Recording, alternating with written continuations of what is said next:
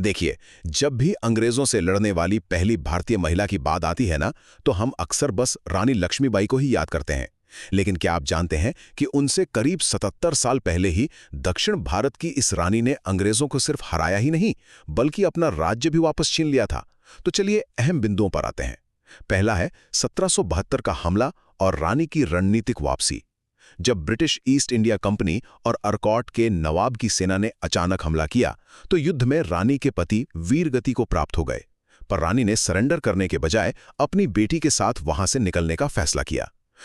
अब दूसरा अहम बिंदु है उनका 8 साल का धैर्य और मजबूत गठबंधन।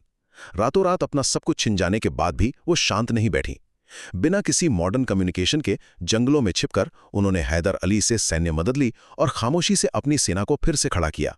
और तीसरी सबसे अहम बात है 1780 की वो अंतिम जीत और सेनापति कोयली का सर्वोच्च बलिदान।